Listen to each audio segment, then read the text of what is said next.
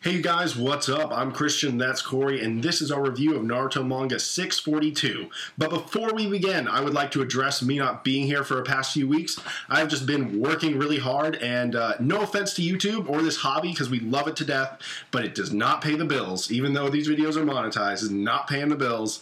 So, there's some days I gotta just go work. But actually, that job that was taking up all my time, I don't have anymore. So most likely I'll be here for every Wednesday from now on. So awesome. Let's get to the review now.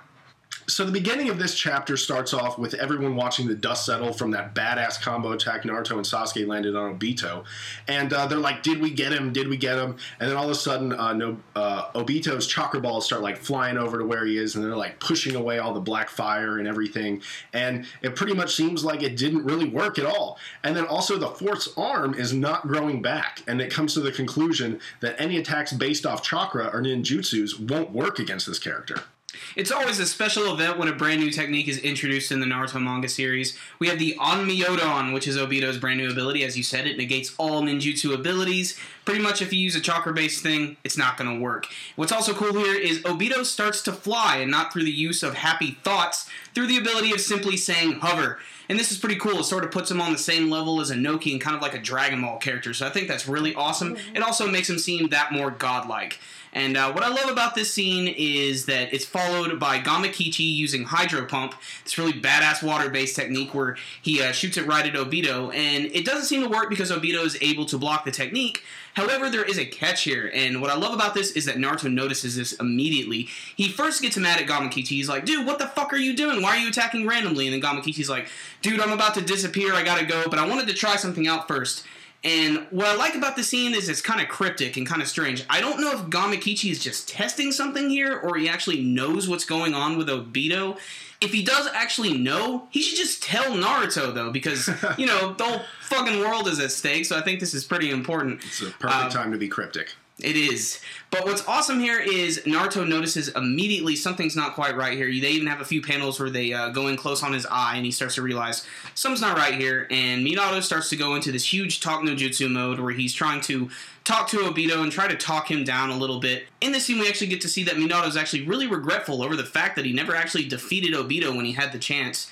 And he's just sort of beating himself over this, and this goes on for about 2 pages. So while the fourth was using his talk no jutsu against Obito, which I also found to be maybe the weakest part of this chapter, but because, we've seen those flashbacks 1,000 times at this point, it gave Naruto the time to charge up his Sage Chakra, and he, we get this badass panel of him, like, having a Rasengan in his hand, but you didn't really know he was in Sage mode at this point, and then him and the second do this badass combo attack where the second takes him up behind Obito, and he just ends up slamming a Rasengan in his back, like old school Naruto. But at the same time, when I was first reading this, I was like, why is that going to work? I was like, okay, you hit him, but it's not going to hurt him.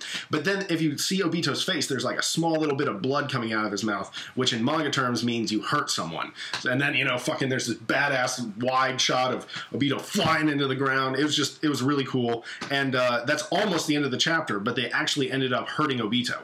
So the chapter actually comes to a close with the fourth saying, like, whoa, Naruto knows Sage Mode. Like, the only person I've ever seen do that was Jiraiya, and he didn't even 100% master it. He was just, like, 98% the way there. And this also means that none of the Hokages ever knew anything about it, except maybe the second. I don't know. That guy knows everything. He might just whoop that out of his ass, too.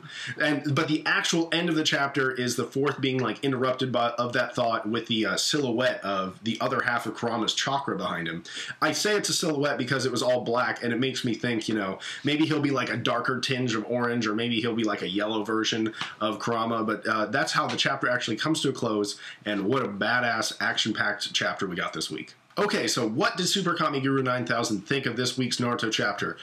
First of all, Sage Mode is still relevant. That is something that we have to, round of applause and shit. Because, they could have easily gone the way of Kaioken and just been like, that was just the way Naruto hit the next level, and then he goes to the next level, and that's gone.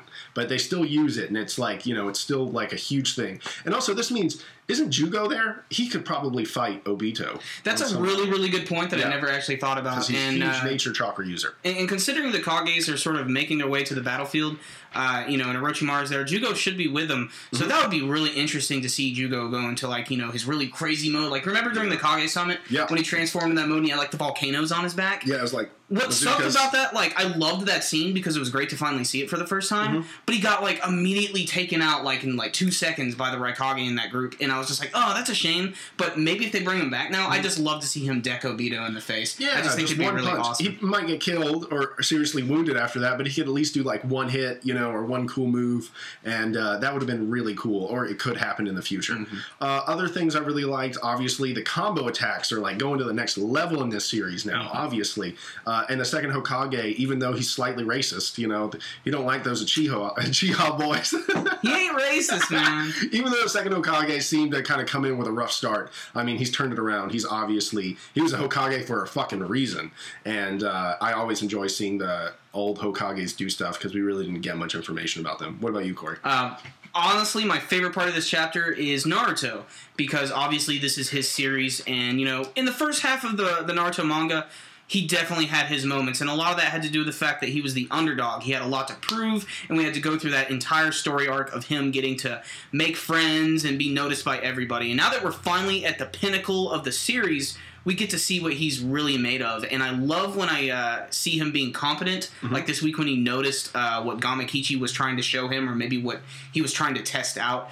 I just thought that was awesome when I was reading. I was like, huh, Naruto fucking notices something that no one else does. And I was shocked by that. And obviously the big attack with him and Tobirama, really, really huge highlight this week. Probably the coolest panel. That one, and I actually do like the panel with Obito, where he's like dispersing the black flames with the chakra balls and his weird, cool, like, umbrella body. Just really, really cool looking. And obviously I love seeing him fly for the first time because, like I said, it just makes him seem all the more godlike and all the more intimidating. So just a really, really fun chapter that's going to pump you up a lot. Like you said, there were some moments that maybe didn't need to be there. The Minato stuff, the flashback stuff. Just reaction shots, because that's what we're for. We're supposed to react.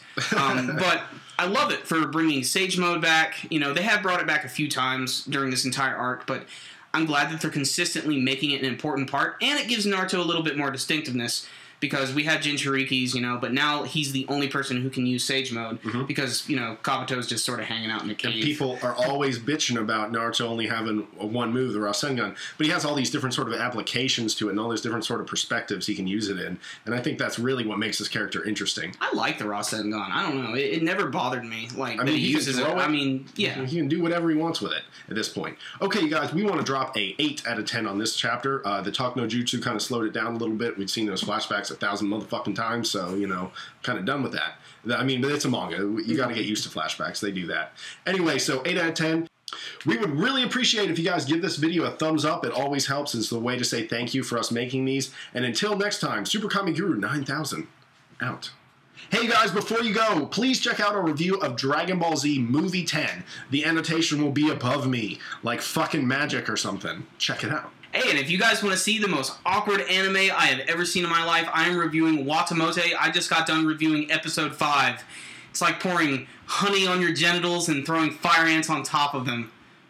Sounds like my standard Wednesday. Make sure and give it a thumbs up.